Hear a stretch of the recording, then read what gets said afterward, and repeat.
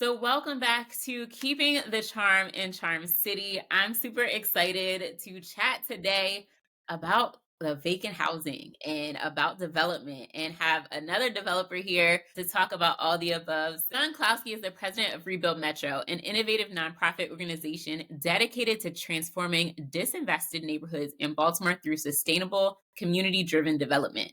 With over 2 decades of experience in urban revitalization, Sean has worked tirelessly to create housing solutions that uplift residents and restore the vibrancy of Baltimore's communities. Under his leadership, Rebuild Metro has forged powerful partnerships between public and private sectors, delivering projects that not only address housing needs but also provide critical opportunities for economic and social mobility. Sean's deep commitment to equitable development continues to shape Baltimore's urban landscape, ensuring that revitalization benefits all. So I'd love to introduce you to my friend, fellow vacancy eliminator, and the president of Rebuild Metro, Sean Closkey. Welcome, Sean. It's great to be here. Thanks for inviting me. So we love to start these off with one question. And so we'll ask you, when did you fall in love with the charm in Charm City? The moment I got here, one of the few developers that first time they made a community member, I got a hug. It was my good friend, Pastor Calvin Keene up at Memorial Baptist, invited me in 2006. So it's been a while. Yeah, and things have changed quite a bit since 2006. So, for those who don't know, can you share a little bit about your background and your history with Rebuild? Sure. So I sort of a background for me personally. I'm degrees in finance and economics. I went to Villanova and the University of Texas, is where I did my grad work. And I've spent the last 30 years really both living in community. I lived in Camden, New Jersey, which was the poorest and most violent city in the country when I got there. I lived there for 10 years and started this concept that Rebuild's using today, which is a community-based community voice that then melds some highly technical sort of finance and economic modeling so that the aspirations of the community are sort of laid out first, and then we back into how to achieve them by understanding how markets work. So when I first met Pastor Calvin Keene, who was one of the build pastors, that's Baltimoreans United Leadership Development, and Bishop Douglas Miles, the question was really, we're looking at a community where 1 in 3 houses are abandoned, where a level of disinvestment every year on year, gets worse rather than better.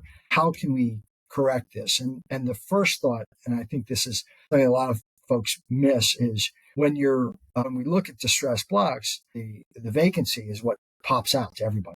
But if instead you think about the people that are there living there, that's actually a real asset that can be uncovered. Instead of asking those people to leave because you want to build a new project, instead, let's ask the vacancy to leave and let's build the project for the people that are already in the blocks. So we developed this model that starts obviously with community engagement and then begins the first commitment to the community is this is non-displacement, right? Let's build your community for you or with you, as opposed to what most development does is it looks for land or property so it can develop. And that's not what community development is. Community development is all about the people. So those places, we started in the area between the Penn Station and Johns Hopkins was really the catchment area. And we had about 1,500 abandoned properties in between those two spaces. Today we have 230. So it's been a huge reduction, and it's very deliberate, and it's really block by block. And I think as you and I constantly go back and forth and talk about, you can't just do a house or two. You have to do the whole block and make the whole block work and then move from one strong block to the next strong block. And if they're interlaced in a network of healthy blocks, then you have a healthy neighborhood. And then you move from healthy neighborhood to the next sort of, and each time it's this progression. It's all about doing it at a scale that addresses, say, the 1,500 properties that are vacant, but doing it in a sequence that allows you to build at the rate at which can be reoccupied. Because if you just, in one foul swoop, tried to build 1,500 houses, you'd have 1,500 houses that are nice but not occupied. And that's not the problem. The problem is we need families to live in houses because families make healthy communities. Yeah. So it's been 20 years now, and we've knocked down the vacancy by 91%. We've increased the housing values by about 14 times, which we can get into a little bit later on why that's important. We've done that in a neighborhood that is essentially 95% African American and was 95% African American. And we've also been able to cut the homicide rate in half in that neighborhood, right? And it's all, creating these income integrated communities creates health and vibrancy, and that vibrancy sort of becomes a very virtuous circle. Yes, yes, and you and I know, we can go on and on for quite some time about a lot of this, but I think that the numbers are important, not only the results, right? 91% reduction, homicide cut in half, a 14x on the property values when you think about taking vacant houses and then renovating them and having that appreciation. All that is amazing. So thank you for the work that you and Rebuild have done to make that happen. But also let's talk a little bit about, we talk a lot about community first development. We talk a lot about development without displacement, all of those concepts. So you guys were able to make those things happen, but also maintain a level of retention, right? Oh yeah, I think that the thing about it, it's Baltimore's challenge in any city that fights sort of population loss. The challenge is to first stop population from leaving, right? And I don't think people appreciate that. It is so much easier to retain someone who's already here, who already has been on a block, who has family on a block, than it is to let that family leave and replace them and attract a new family. Because if that happens, and that's generally the way we've been behaving in Baltimore, you haven't done anything. You're still at zero, right? Like there has been no change. If you can, because you're investing in people, because you're asking people to participate and lead the change, then they want to stay, right? Because it's their change, it's their neighborhood. They're the authors of this. And when Rebuild really sees itself as a tool of the community, right? We are to be wielded by the community as opposed to we're driving, right? And someone like me, I've got to say, I have technical expertise, and it is to be used to advance someone else's sort of vision. And so, and that's what we've been doing. And when you do that, then the people are like, oh, that's great. I can figure out how to stay in my mom's house or my grandmom's house, and let's take the abandoned building next to me, which has been driving me crazy and is the reason my brother or sister left the neighborhood, and fix it. And when you do that, now I've saved someone who is a stalwart in the community, and I brought a new person who wants to be in the community together. So now I actually am up one as opposed to what's going on. And I think I mentioned we're up, 48% in population growth during a period of time where the city is losing population. Getting a neighborhood to actually grow by 800 folks that's not an easy trick.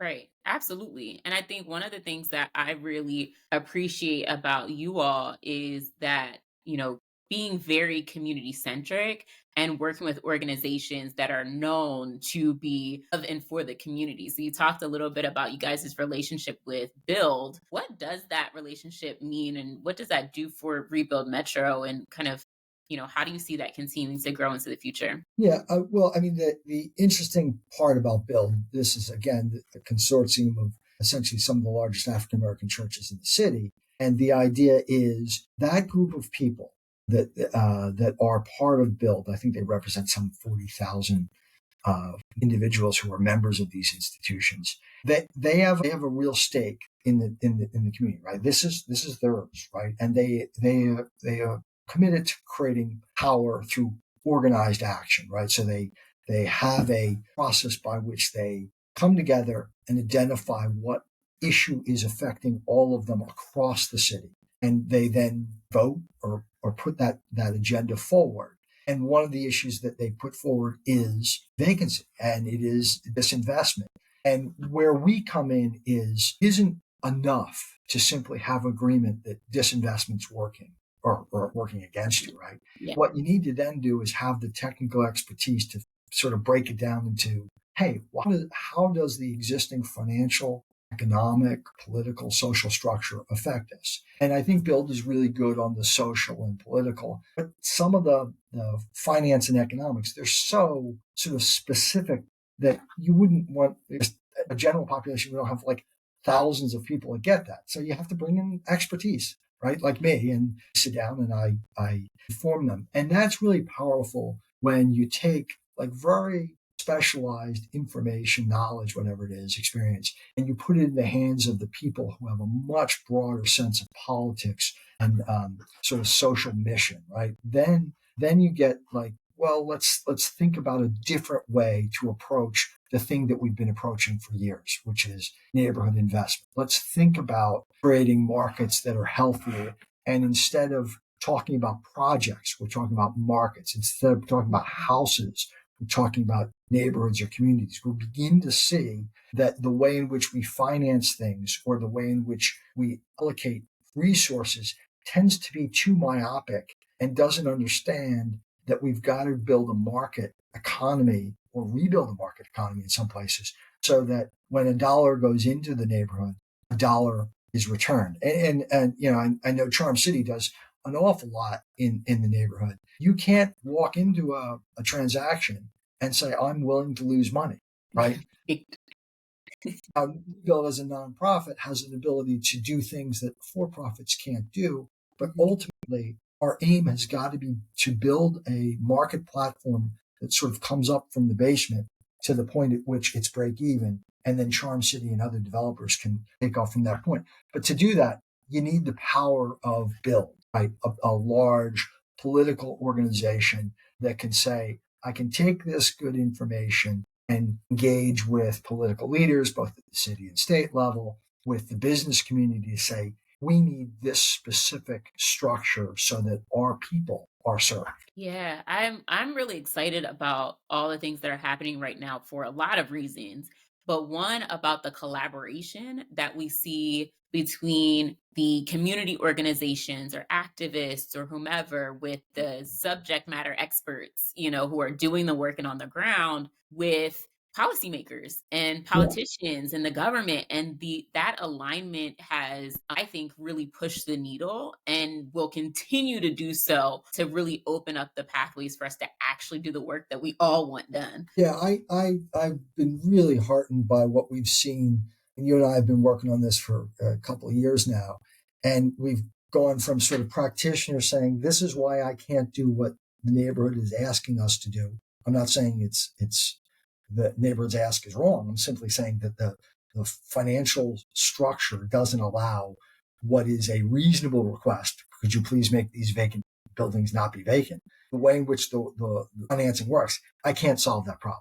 So then you bring that to a build who then raises it as a larger political issue. And then you see the mayor and the business community and the governor all come in and say, all right, I can see why the technical issue of markets being broken stops the flow of capital. And I can see why the stopped flow of capital is affecting people. And there is sort of an intersection. And it's really powerful. And I think, you and I have probably both thought it's interesting because in this moment right now, it seems like everyone's staying in their lane.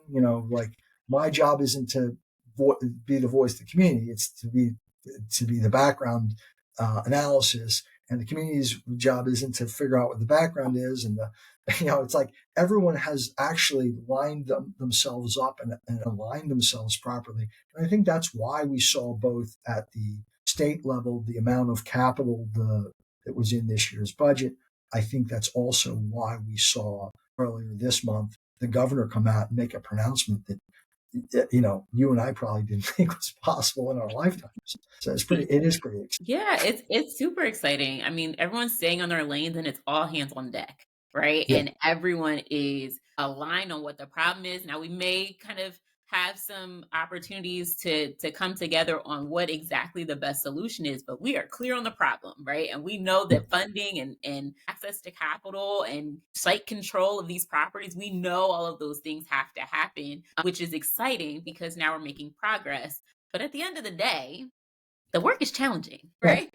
The work can be challenging to be the one to get the hammer swung and these houses done, and put those pieces together can be challenging. So, what keeps your passion for community development on fire around here? Well, I think it is being able to work with someone like Regina Hammond, right? Who she is probably one of the most dynamic neighborhood leaders in the city, and I get to work with her, every day, right? And that's wonderful. Or working with Pastor George Hopkins, right? These are people. They're good, solid people. They are people that have a vested interest in the community. So it's pretty easy to work with folks like that. Those are like, getting to work with you, right? It's like the folks at Charm City, like the good people. Like, how hard is that? A lot of times you work in environments where there's lots of tension. I think a lot of the folks I'm naming are people that have a shared vision of what a whole community looks like. Now, absolutely. Do you have to get building permits, and do you go through abandoned buildings where you're falling through the floor and you think you can do it for $170 a foot and it costs you $200 a foot? Yeah, but no matter what you do professionally, you're going to have professional challenges. Some of these challenges may be a little bit more nuanced or harder, but it's okay, because on the plus side, the people you're working with are just great, right? And that's I'll take great people and hard problems versus easy problems and terrible people any day long, any day. Yeah, no, actually, that's a really that's a really great point. I think I would too, because it Well, I is. think you're already doing it. I am right. That's true, but it definitely makes a difference, and it kind of gives you that extra push for the next day, right? And Yeah. knowing, the fact that you have a change order today, tomorrow it'll just be another day. So there's been some really exciting groundbreakings and announcements and all that great stuff with Rebuild Metro. So let's talk a little bit about the projects you have going on over in East Baltimore right now that it has everyone super excited. Yeah, we have a whole, obviously, no matter what we do, every year we are doing scattered site vacant housing rehabs, right? That is just sort of the background music to every song we play. We'll do about 30 of those units this year, and that's really our goal, is to get that rate every year, because that's the way you knock a 1,500 down into zero. And I Mm. think that our position is, in any neighborhood we're in the city of Baltimore, the number of abandoned houses needs to be zero. Like, that abandonment is not an acceptable outcome, right? So we start there, and then we add to that. We're working on a couple of really interesting projects. Right now, we're in the middle of a build of a multifamily building and a library at the corner of Greenmont and Biddle, and Greenmont and Chase. It takes an entire city block. That'll be one of the first public libraries in almost 2 decades. And we got the Enoch Pratt Library to set up a branch there. And we're really excited about that and the programming that'll come along with that. We are in the middle of just finished the construction of our teacher housing project, which is a really great project. It allows teachers to move in at both either as an individual teacher renting room with 2 or 3 other teachers, or to rent an entire house, depending on what their circumstance is, at a real discount. We have room for about 40 teachers in the Teacher Square project. In addition, we're running this great legacy housing program in Johnson Square. Unfortunately, it's just limited to Johnson Square. It's that all the houses that are in between where all the vacants were, right? Mhm. And what we're doing is we've raised a bunch of money to offer grants to families who have long lived in the neighborhood. We call them our legacy residents. The key to this whole concept of non-displacement is, it's not good enough to be like, ma'am, I'm not going to not ask to buy your house. Like, if the house has been affected by a vacancy for the last 20 years as the neighboring property's roof collapsed or whatever, we have to go back in and ensure that that family's house is in good order, so that they will be in the neighborhood in a healthy and quality house for the next 20 years. So we do these improvements, and we have a whole bunch of families that we're doing that for. And then one of our biggest jobs we bought, and this is sort of new to us, we bought a 50,000 square foot abandoned warehouse, which is really a problem, or has been a real problem for the last probably 15 years in the neighborhood. It's right at Preston and Greenmont. And we're working with the one and only Dave Bramble, MCB Realty, Mhm. to redo this. There are times, and this goes back to, Kara, I think this goes back to that other discussion we were having before about understanding what you're good at and when you need help. So we looked at something like this. Yes, we're probably good enough to buy the building. And we're good enough to recognize that the community is saying, we don't care that that's sort of an unusual building and you don't know how to do it, but you have to do it.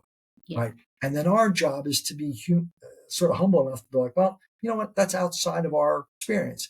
Let's talk to a Dave Bramble and let's get MCB to take their significant experience, their national experience, and can you make that type of commitment to a neighborhood? We'll do what we do, which is sort of the philanthropic fundraising that covers the difference between cost and value. Right. But at the end of the day, someone like MCB can make that 50,000 square feet really effective light manufacturing and office space, assuming we can get the right price points, and in partnership with Regina and Rebuild Johnson Square Neighborhood Organization, we think we can get our side of the equation so that the economics work for MCB, and then just have MCB execute the actual transaction and the actual long-term operations of that building. So I think that's sort of instructive in the way we all need to be thinking about as a community, how do we fix this? And don't like overextend what you can do. And if you want to grow and be something else, that's fine. But generally, you got to know like which fish you are in the sea. And we're pilot fish, and we're not the MCB. So we gotta be who we are. Yeah, and I mean, I know I love MCB and Dave Bramble, just like everyone in the community who does this work, because we understand not only how challenging it is, but how awesome it is to have someone like him in the Sure. city that you can partner with to do this kind of work. Right. So Right. I love that. Yeah.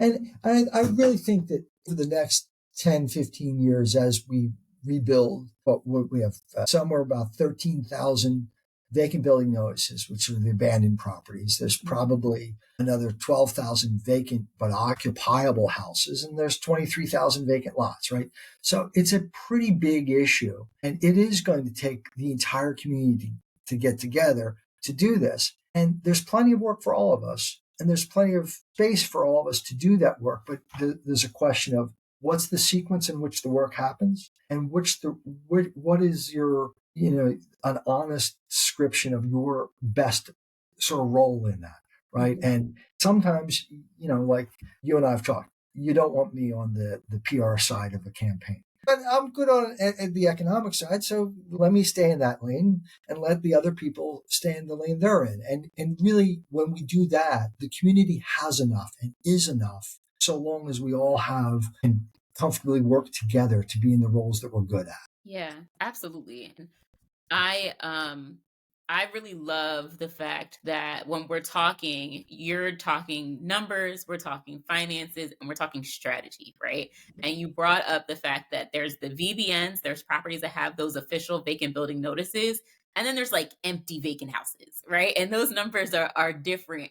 But we still have these full block outcomes. And we've talked a lot about kind of the impact of vacancy on kind of the success and viability of a block. So, a lot of people that connect with us might be beginning their journey as an investor and see the opportunity in Baltimore, but trying to get started. So, when you see a block of vacant houses, what should you be thinking? Like, what are you looking at? What are the challenges? What are Well, the impacts?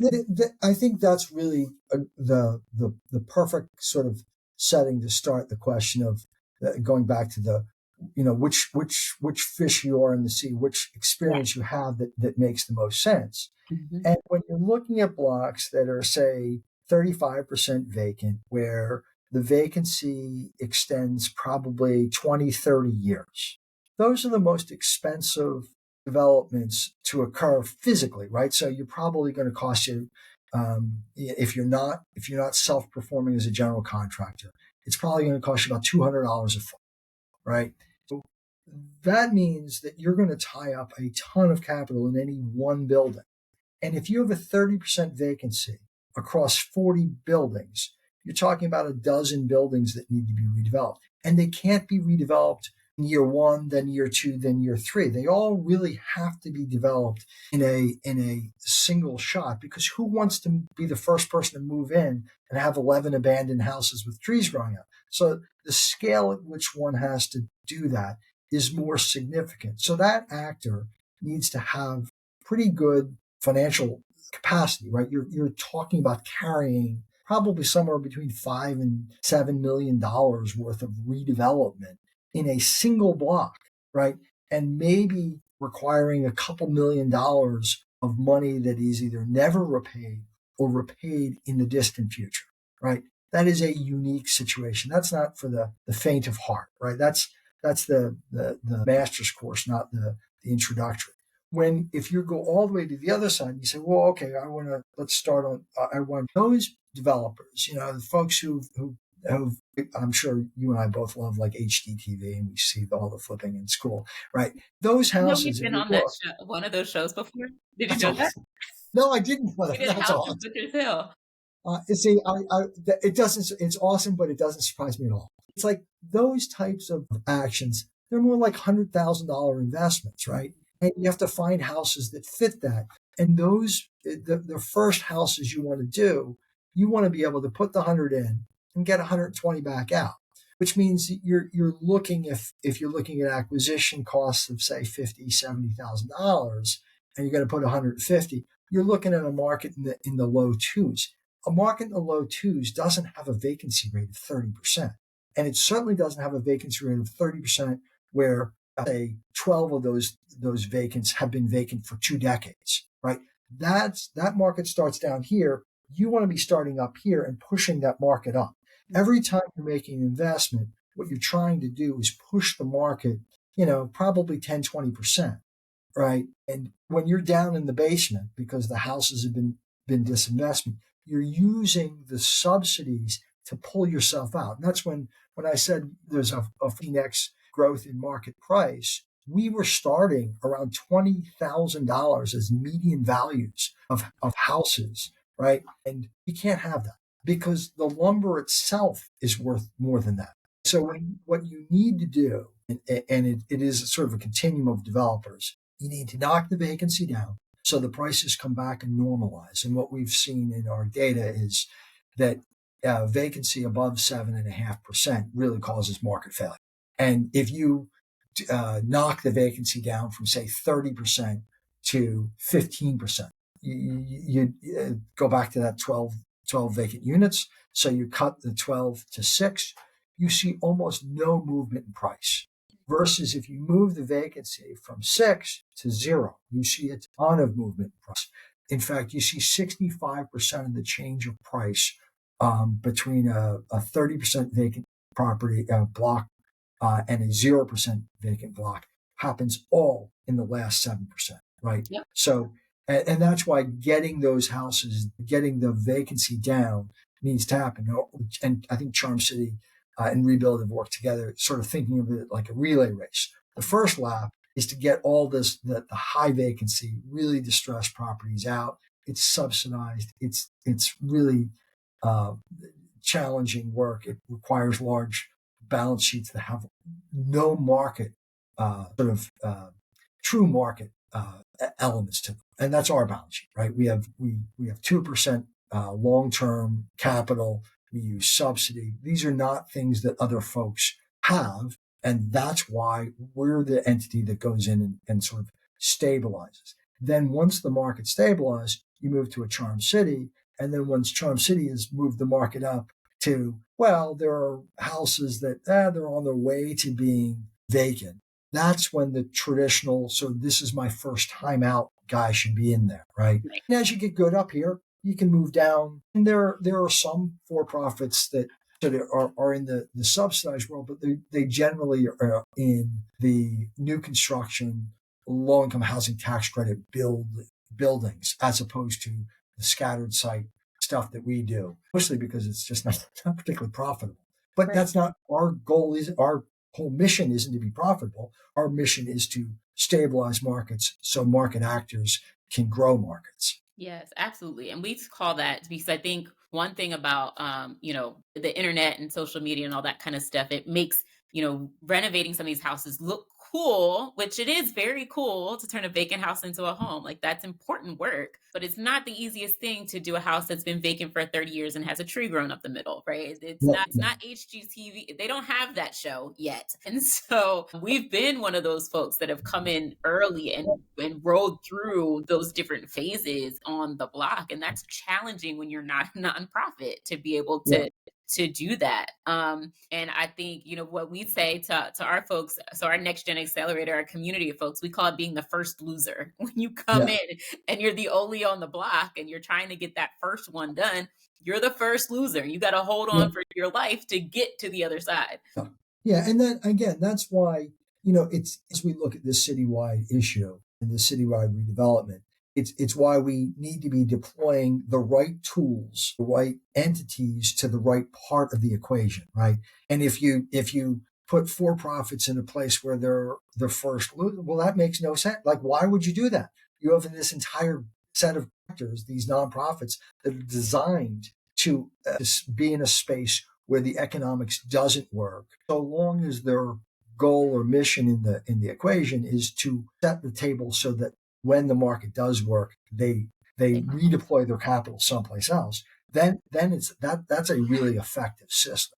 And the other thing is these really distressed units. I can't think we can over exaggerate how dangerous the physical structures are. I mean, we're talking about interior brick that has now been exposed for, say, 20, 30 years to the elements that was never supposed to be exterior, and it has been. You can reach in and crumble. Right? You're like Superman. The brick just like falls apart in your hand. Rebuild Metro has had at least 4 collapses over the last 20 years of these buildings while working on them, right? This is really dangerous stuff. So although it makes awesome before and after pictures, and you come to the rebuild office and there are literally there's got to be 25 different posters of these really cool before and afters. Those before and afters have an awful lot of risk in them, and we've got to make sure, especially the protective gear that folks are wearing, that we're using cherry pickers doing demolition. All of these things really push your cost per square foot up, and you're like, well, maybe I could do it cheaper. No, because the getting it done cheaper, we're going to sacrifice on safety, or at least that's generally what happens. And we shouldn't be putting people in harm's way. Instead, we should put the right set of tools, the right set of financing, and the right set of people in that job. And again, once all those problematic units done, well, then it's a different group of people, and your cost per square foot comes down nicely. Everybody wins, and the value of the property is higher. Absolutely. Everyone does their part, right? Everyone stays in Right. their lane and does their part. So let's talk a little bit about this vacancy ratification plan that the Baltimore City has. It's ambitious. There's a lot of funding going towards it. We've talked a lot on our channel about that $3 billion plan and Governor Westmore and the state putting $150 million towards it, and Mayor Brandon Scott's plan with the TIFs and all that good stuff. So the plan's ambitious. What concerns or potential roadblocks do you foresee? And what do you think needs to be done to ensure that plan's success? Yeah, for me, I think it's recognizing that you can't.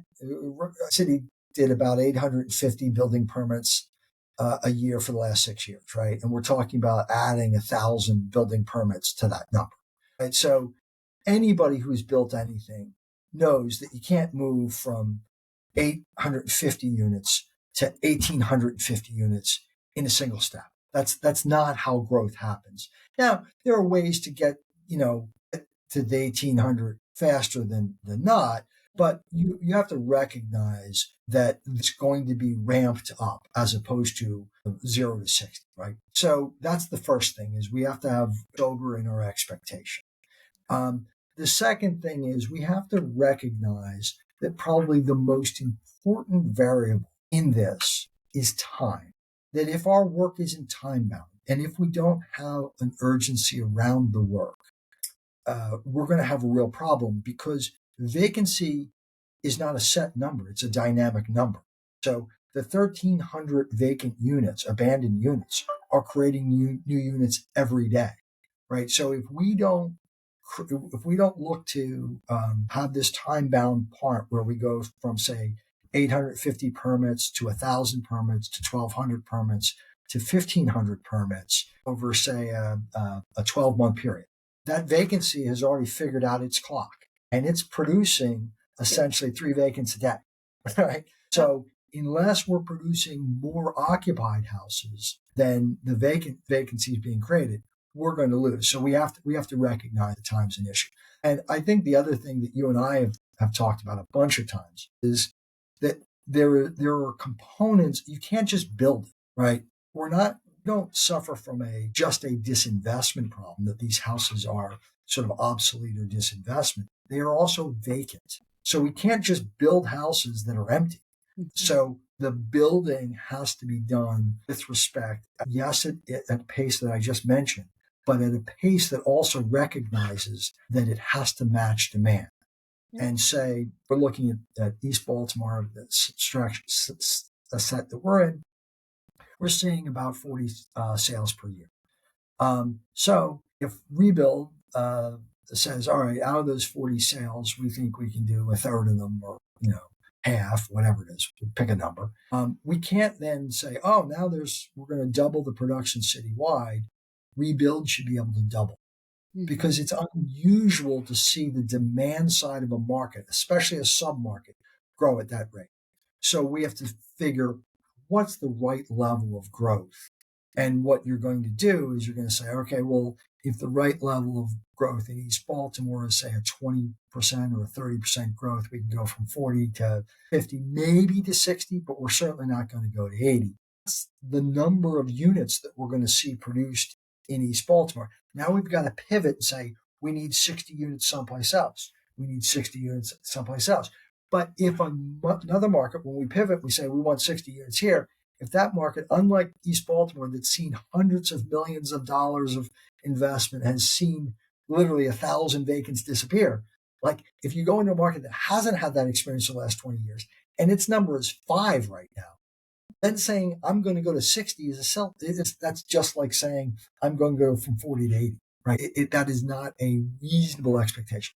I'm sure we'll get someone get online and say, oh, Sean, he's wrong. I've seen that happen here or there. Sure. I'm not saying it can't happen.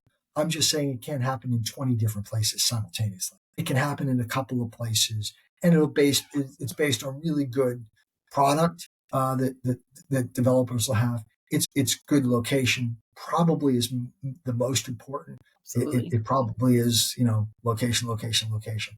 And in those cases, you'll have one or two places where you're going to see sort of a doubling of market demand. But I think most cases you'll see sort of a 20% growth as best you can be. Because the last thing we want to do is spend a ton of money building houses that are vacant, Yeah, right? absolutely. And setting people, some in a way setting people up, right? And Well, so, and I know we've talked about this quite a bit. So, and I've mentioned it in different rooms in a lot of different ways. What is it that we need to be doing in Baltimore to increase demand for housing? yeah. Yeah, yeah. And we have at Rebuild, we have a basic rule of thumb. You cannot build what you cannot lease or sell. Just right, because and especially with the Charm City audience, you can't do it because you can't finance it. Like Exactly. you can finance one, maybe two of them, but once you start stacking up vacant properties, you are dead in the water, Yep. right? Your entire cash flow disappears. So Right. I think in terms of demand side, I think that's really the important part for the city. And I think when you're looking at our Johnson Square work, what you'll see is we've done a couple of things in the last couple of years that are really important. We will repurpose a third of the vacant properties into non-residential use, right? So what that's doing is it's literally constricting supply, Yep. which better matches demand. Second thing we're doing is we're doing in that sort of repurposing, we're making the amenities that folks want. So we have this really cool linear park that's attached to a football field, and the thought is normally the way in which you do football fields, you put them in the dead center of the green space, put a big fence around them, and then you essentially have a super block that gets practiced on 2 hours a day and maybe on the weekends. And that just during the football season. So then Right. it's mostly vacant. So what we did is instead we built the football field to the side and ran a linear park that runs essentially 2 blocks next to the football field. It has a dog park, it has a tot lot, a gazebo.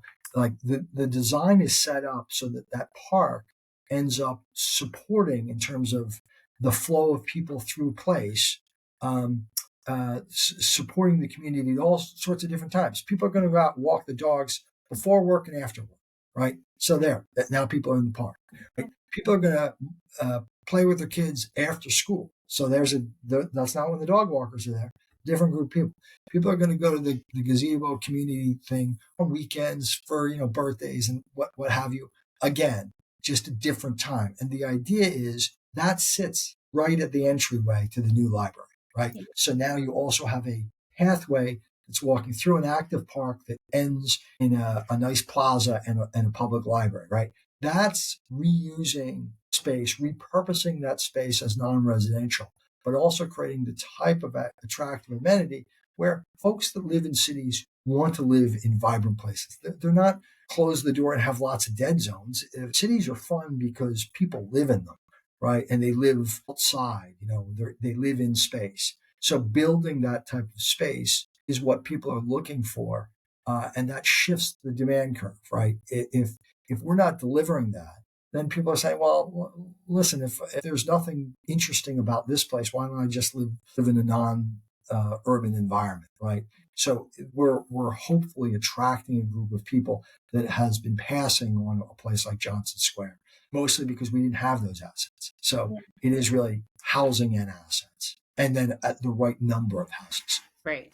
No, I love that. And I'm excited about the project. And I was driving past there not too long ago watching the structures being built. So that's always exciting to see that we have groundbreakings and dirt moving is always a Yeah, positive view. So Sean, tell me, where do you see Baltimore in 10 years? I think this is really Baltimore's decade. I think the stars have aligned in terms of the people that are leaders in the city, like yourself, who instead of being in it for themselves, recognize the best way to serve their organization and community is the same, right? Is let's take the long game. Let's not look at project. Let's look at place, right? Let's not just look at place. Let's look at community. And when you have enough people that are thinking that way, you're going to create a really cool place. And I think the most interesting part is the part that sort of is the unspoken truth that most people miss. Baltimore's on the East Coast of the United States. This is some great real estate, right? Yep. And we have a deep water port. We have one of the best hospitals on the planet. We have a transportation network that's second to none. We have other educational resources, HBCUs, as well as the University of Maryland, that are just great, right? This is a great highway connections. Like, what are we missing? And what I think we've been missing is sort of the leaders to come up and say, we're going to do it differently this time. And when it's done as a unified community, that like the way we've been talking, what's going to stop Baltimore? I can't think of anything. Yeah, not at all. Nothing can really stop us but ourselves, right? And getting on that path. That's Okay, literally well, the biggest risk well, of it all. if we shoot ourselves in the foot, but other than that, yeah. Other than that, we're cooking with gas. So our closing question, what are you most proud of when you think about how you've been able to keep the charm in Charm City? It all goes back to the relationships. It really is that when you go to a rebuild event, whether it's a ribbon cutting or a groundbreaking, we always ask, all right, and a couple hundred people are there. Raise your hand if you think that you had a part of this project. Every single hand goes up, right? Because that's what Baltimore's future has to be. It has to be that we all rebuilt it together. It is one Baltimore, and it's our one Baltimore, right? And I'm really proud to be part of that. Thank you. Thank you so much. Is there anything else you want to share with folks about yourself, rebuild, anything we didn't cover? No, just come to East Baltimore. It's a great place to live, and I love what Charm City does. Thank you so much, Sean. Thank you so much. And we'll chat soon. Okay, Bye. great. Bye bye.